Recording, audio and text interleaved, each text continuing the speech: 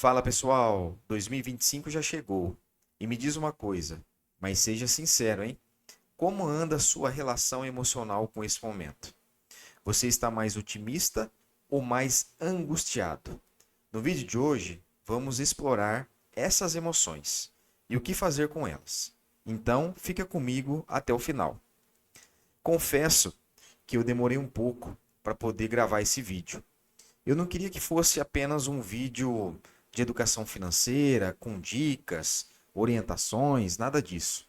Eu queria que fosse realmente um vídeo que tivesse um significado um pouco mais profundo. E depois de muita reflexão, depois de muita observação, eu acho, acho que eu trouxe algumas respostas.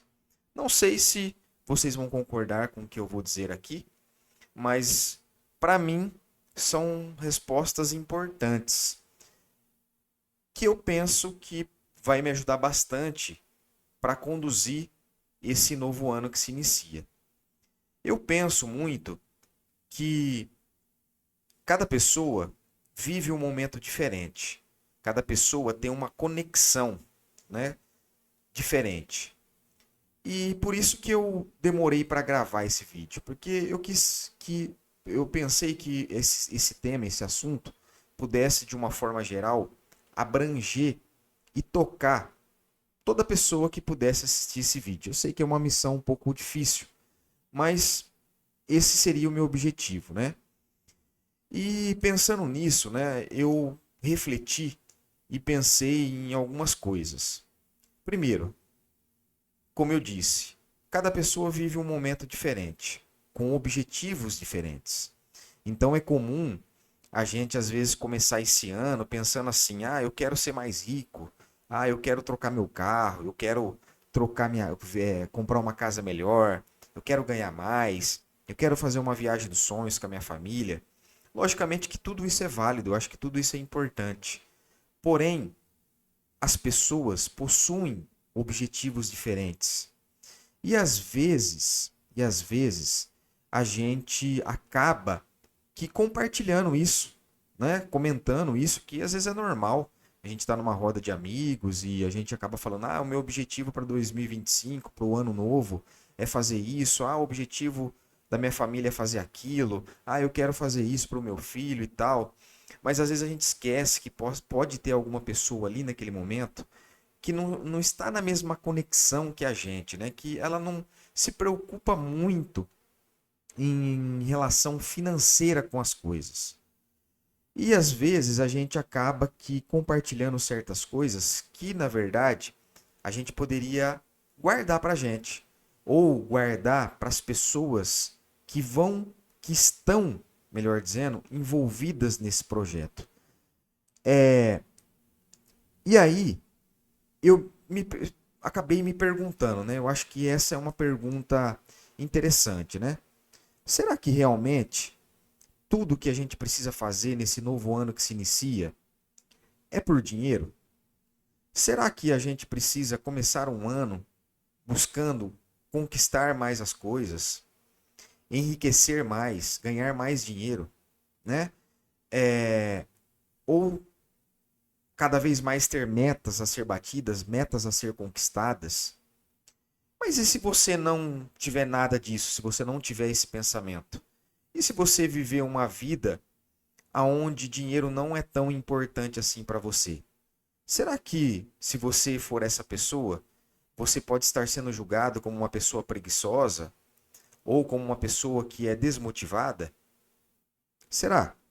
Será que se no mundo de hoje, no mundo capitalista, nesse mundo selvagem, onde a gente tem que colocar metas e dinheiro quase que acima de tudo, né? Será que realmente é isso que importa para mim, para você, para nós? Será que é isso que a gente precisa buscar a todo custo e colocar como meta principal para 2025? Essa é uma pergunta que eu me faço. Logicamente que se você está assistindo esse vídeo é porque você, de uma forma ou de outra, você gosta de assuntos de educação financeira. E faz parte, né, a gente procurar por investir melhor, como ganhar mais dinheiro, como poupar, como ter metas financeiras, como ficar milionário, por exemplo. Mas muita gente por exemplo, ao nosso redor, pode estar dando a mínima para isso. Por isso que eu disse no começo, né? As conexões das pessoas, às vezes, é diferente da nossa. E às vezes não é por dinheiro que ela vive, é por outras coisas, por outras experiências, né? Então, cuidado com às vezes você compartilhar os seus objetivos, as suas metas. Não que não seja prazeroso, eu acho que é bacana, né, a gente externar isso.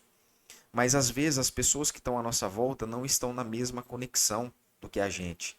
E eu não falo isso simplesmente pelo olho gordo, ou por às vezes a gente tá aquela pessoa que tá ali compartilhando, né, que tá ouvindo as nossas metas, às vezes pode estar jogando ali alguma praga e a gente não conseguir resolver ou conquistar por isso. Não é isso.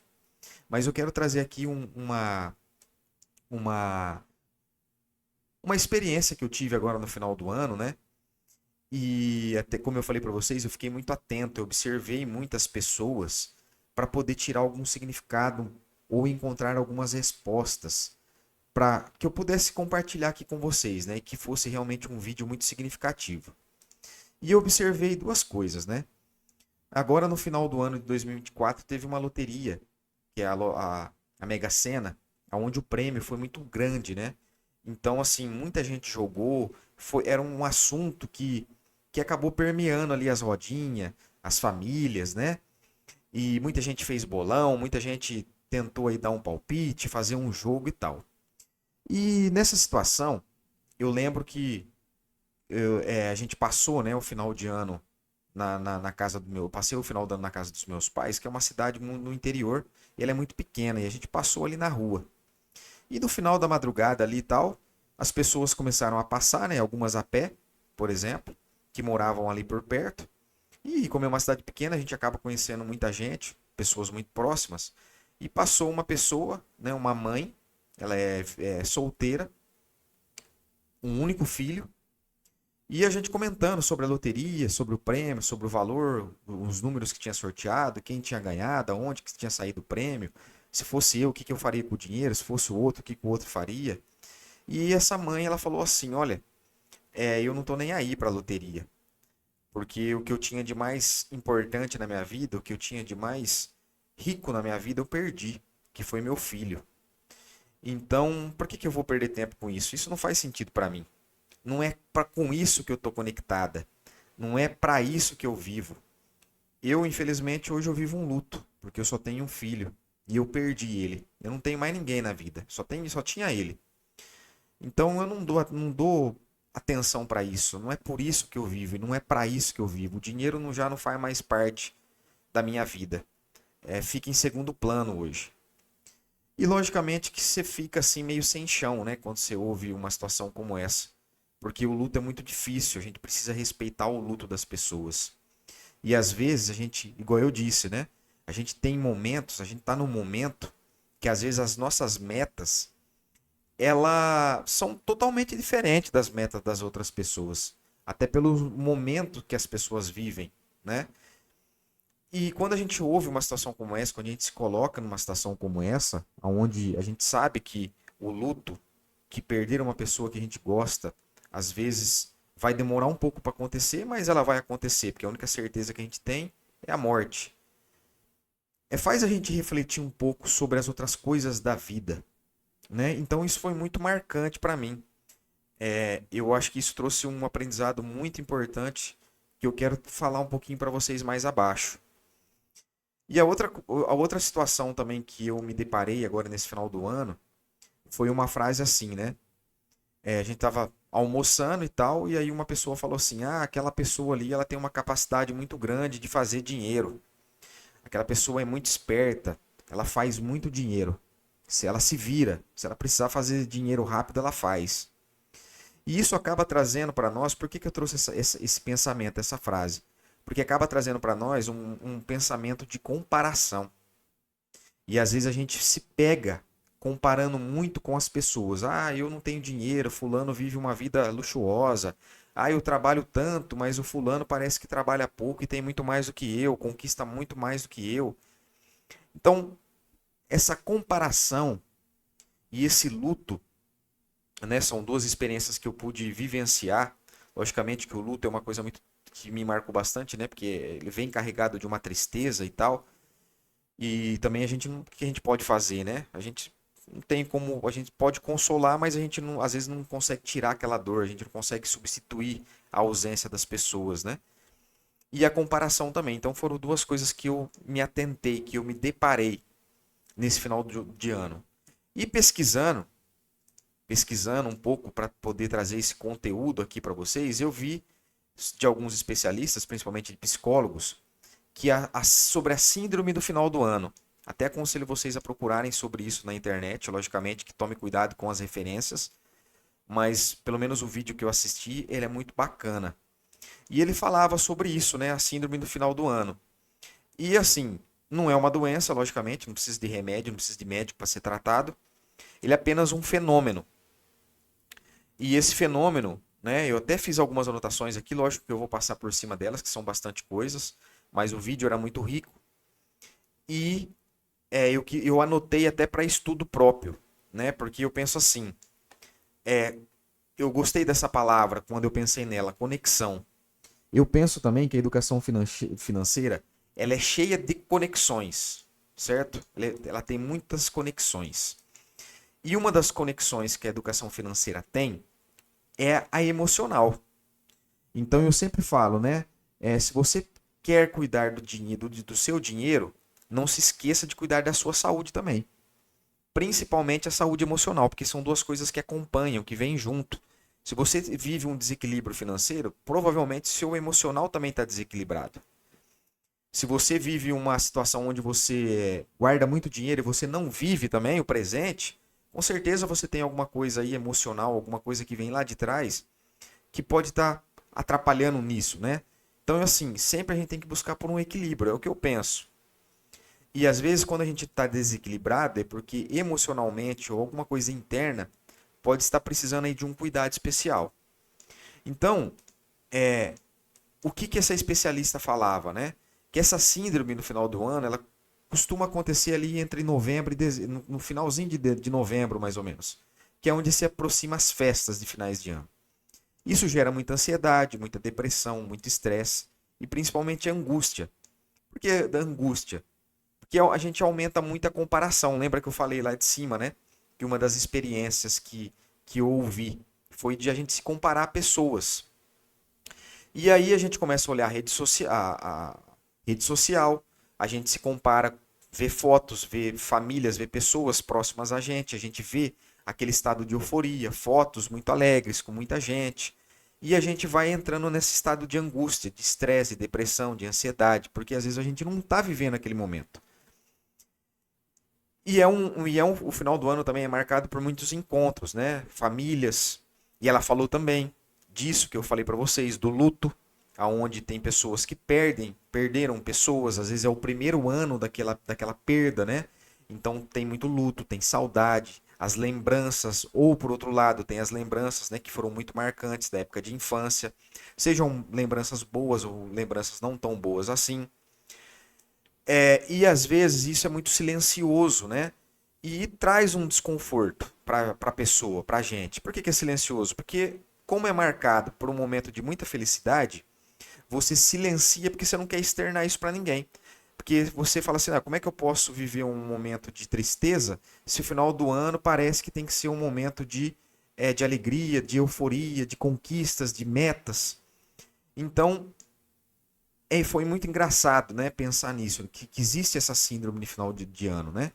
E também ela falava sobre a solidão, que é uma solidão que machuca, como eu disse para vocês, né? O exemplo que eu dei dessa pessoa que relatou esse luto, né, por ter perdido o filho, né? Imagina só quanto que essa pessoa estava machucada, quanto que ela se sentia sozinha, por mais que ela estivesse ali com a gente tentando dar um apoio, fazer ela se sentir acolhida, né? Mas era uma solidão que era dela, no que a gente podia fazer naquele momento. E por outro lado, é marcado por muita retrospectiva, né? A gente fica fazendo reflexões, a gente tenta olhar mais internamente. Também é carregado por muitos compromissos na escola, no serviço, encontros na família. E emocionalmente, como eu falei para vocês, o que acontece? Tem essa questão da inadequação, né? Porque todo mundo fica, parece sempre estar muito feliz, tudo muito bem, só você que não. E você parece que você se coloca como não pertencente àquele lugar. Você se sente uma pessoa excluída. Então vem o sentimento de culpa, da autocrítica e conflitos, né? Existem muitos conflitos, né? É um momento que às vezes a festa não acaba tão como festa assim, né? E até paradoxal, porque você pensa que é um momento de reunir a família, de viver todo mundo feliz, mas às vezes tem ponto de tensão, tem conflito, tem aquela obrigação de você ter que participar de festas familiares e você não quer. E você às vezes pensa naquela sensação de vazio, né? Nossa, o que eu estou fazendo aqui? Por que eu estou aqui? O que eu vim fazer, né? Eu não pertenço a isso. Então, é muito complicado, né? Para algumas pessoas, a gente pensar nesse final de ano. Por isso que eu falei, volto a dizer, a gente precisa refletir muito e tomar muito cuidado que às vezes cada pessoa tem a sua realidade. E às vezes a gente não é todo mundo que está conectado com aqueles pensamentos que você tem. Então, cuidado na hora de você refletir ou de você externar aquilo que você deseja, o que você quer para 2025. Porque às vezes pode ter alguém do seu lado que está numa outra conexão, num outro momento. E a psicóloga, eu achei interessante que ela ensinou como a gente lidar com isso, né? E de forma, assim, bem rápida. Ela dizia, né? Evitar a autocrítica, respeitar os seus limites, praticar autenticidade, né? Ser autêntico com as suas coisas, né? E por fim, redefina o significado do final do ano para você. E aqui eu quero fazer um parênteses, porque eu penso nisso também. Às vezes você é uma pessoa que está vendo esse vídeo e você às vezes está numa situação de endividamento, você está numa situação de conflito familiar por motivo de dívidas. Às vezes você não conversa com seu parceiro sobre dinheiro, às vezes você não conversa com a sua família sobre dinheiro, cada um faz de um jeito, cada um age de um jeito, decide de um jeito, e isso está trazendo uma sobrecarga financeira e emocional muito pesada para você, principalmente no seu relacionamento, na sua vida, afetando você enquanto pessoa, afetando os seus relacionamentos e afetando o seu trabalho, principalmente, também, né? Então são várias coisas que o desequilíbrio financeiro pode afetar. E ela trazendo essas lições de como enfrentar essa síndrome no final do ano, me fez refletir que são lições que a gente pode trazer também na educação financeira, né? Por exemplo, evitar a autocrítica. Ela dizia, né, ver os pontos positivos, focar neles, reconhecer seus valores. Então, assim, dentro da educação financeira, dentro das suas finanças, durante o ano que passou, você consegue ver algum ponto positivo que você fez, por mais que seja pequeno, por mais que seja alguma tentativa de mudança que você tentou fazer, ou até que você fez por algum tempo. Então ela dava esse alerta, né? Foca nele, reconhece que isso foi um início, que foi uma tentativa de você romper essa inércia de não fazer nada, por exemplo. Então você pode trazer para a educação financeira. E às vezes a gente fica num ciclo negativo tão grande que a gente não consegue olhar nada. Olhar para o nosso progresso, né? Olhar para aquilo que a gente tentou e até certo ponto a gente conseguiu fazer. E refletir sobre seus limites. Ah, eu quero guardar R$ 1.000 por mês. Não, mas agora você não consegue, você consegue só 100. Então respeita isso, olha isso como uma forma positiva, né? No sentido de que você pode começar com 100, você pode começar com 50, com 200, não importa. O primeiro passo é buscar o equilíbrio financeiro, a gastar menos do que você ganha, a eliminar as dívidas da sua vida. Então comece pelo começo e respeite o seu limite, né? Aprenda a dizer não, né? Ela falava sobre isso na questão emocional, né? Aprenda a dizer não. E também que você, aí ela deu um exemplo, né? A gente cria problemas para a gente mesmo. Então aprenda a dizer não. Por exemplo, ela dava o exemplo assim: "Ah, eu não quero ir naquela festa, mas eu tenho que ir". Então aprenda a dizer não. E aprenda a se organizar também. Se você sabe que o final do ano às vezes é um final do ano assim onde você traz esse peso emocional, então aprenda a se organizar para isso E logicamente que a organização é um ponto principal da educação financeira, né? Olha como que as coisas estão conectadas. Eu gostei muito dessa palavra, né? Da conexão que a gente está, do momento que a gente vive. E praticar a autenticidade, né? Praticar o que te faz bem. É o que eu te falei, é que eu falo. A educação financeira é conectada com coisas. E se você quer ter uma organização financeira, você também precisa cuidar da sua saúde. E às vezes você deixa de fazer certas coisas que te faz bem. E às vezes fazer o bem é o quê? Sei lá, ouvir uma música, conversar com alguém, passear, andar, caminhar. É o que te traz paz. Então, às vezes, começar por isso, pelas coisas simples, pode ser o início de conquistas maiores, né? E não simplesmente fazer porque todo mundo está fazendo. Você precisa colocar limites. E quando você coloca os limites, né, as pessoas começam a te respeitar. Então isso também é importante, né? Não é só sobre você, entendeu? Mas você precisa também pensar nessa questão de colocar limites, né? E fazer aquilo que realmente tem significado para você. E por fim, ela colocava como redefina o significado, né? Na questão do final do ano, né? A gente é o que dá sentido para as coisas, lógico. Então, se você traz um peso muito negativo para aquilo, com certeza vai ficar negativo, né? Então, escolha fazer diferente e a gente tem o poder para isso, de fazer, de mudar.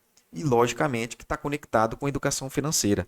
Volto a dizer, se você está numa situação a qual você precisa sair, que você está tentando encontrar caminhos para sair, só depende de você, de mais ninguém. É só você que consegue fazer a sua parte. Ninguém vai fazer por você. Né? Então, olha só como são coisas interessantes aqui para a gente aplicar na educação financeira. E aí algumas reflexões, né, que eu trago. Como eu disse, né, cada um tem um objetivo. Então eu penso que ninguém precisa ficar sabendo. Eu acho que se você quiser compartilhar alguma coisa, seja bem modesto, respeite. Às vezes tem alguém do lado ali que está numa outra vibe, está num outro momento de vida e sei lá, não precisa ficar sabendo na entrelinha quais são os seus objetivos financeiros, por exemplo, né? Então tem algumas realidades que deixam esse objetivo tão pequeno que você reflete o significado das coisas. E é isso que eu trouxe para vocês, né? O que eu falei para vocês, a questão do luto. Às vezes a gente fica pensando, eu quero ter um carro do ano. Aí a pessoa fala para você, não, meu amigo, eu o luto, eu tô vivendo um momento de luto. Eu perdi uma pessoa que eu amo, que eu amava. E para mim, aí ela te ensina, né? Ela te ensina a viver o presente. Eu acho que esse luto, essa experiência que a pessoa relatou para nós ali naquele momento, né? Ela ensina muito isso, ensinou muito isso para mim. A questão de viver o presente, que nada mais é do que buscar o equilíbrio, né? Aprender a viver o hoje é e aprender a viver o hoje, mas poupar para o futuro é buscar um equilíbrio. E às vezes a gente precisa fazer uma reconciliação também com as pessoas que vivem próximos a nós, né? Às vezes a gente fica tão focado no dinheiro e esquece disso, de reclamar menos, de ser uma pessoa melhor, de exercitar a caridade, de viver melhor com a nossa família, independente de como é a sua família, mas de viver melhor com ela. E aí eu volto e falo para vocês, né? Qual é o seu objetivo? Qual é o momento que você está vivendo? Com o que você está conectado? O que realmente faz sentido e é importante para você? Então eu refleti muito em relação a isso. E aqui eu finalizo, né, dizendo isso, né, que a educação financeira, volto a dizer, melhor dizendo, né, que eu trouxe esse assunto no decorrer aqui desse vídeo. A educação financeira ela é conectada. E a grande conexão que eu penso que ela está ligada é uma conexão emocional. Então, ficar atentos aos sinais emocionais. Se você às vezes precisa resolver alguma coisa que é interna, que é profunda, e que às vezes não é só você falar para alguém, mas é alguma coisa que precisa ser reparada, cuide disso. Comece por isso. Né? Não fique pensando só no dinheiro em si, mas cuide da sua saúde, por exemplo. E não dá para pensar em dinheiro, né, sem pensar em cuidar da saúde. Então tudo está conectado, meus amigos. Tudo está conectado. Não se trata apenas de uma coisa só. mas da conexão que as coisas estão ligadas. E respeite sempre o outro, né? O momento que as outras pessoas estão vivendo. Então eu termino aqui dizendo isso. Eu quis trazer esse vídeo não só pensando no dinheiro, mas sim no que realmente faz sentido para a gente. E eu penso que duas palavras que para encerrar esse vídeo: a conexão das coisas e o equilíbrio. Né? A gente tem que viver sempre buscando equilíbrio, viver o presente, aprender a viver o hoje com as pessoas que a gente ama, porque tudo tem um fim, mas também cuidando do futuro, né? Porque o futuro pode chegar e a gente precisa estar preparado para ele também. Mas mais do que isso é a gente viver bem. Então que você possa ter um ano novo de muitas realizações, de muita saúde a princípio, e não se esqueça de cuidar de você, das suas emoções. Fiquem com Deus e até o próximo vídeo, se Deus quiser.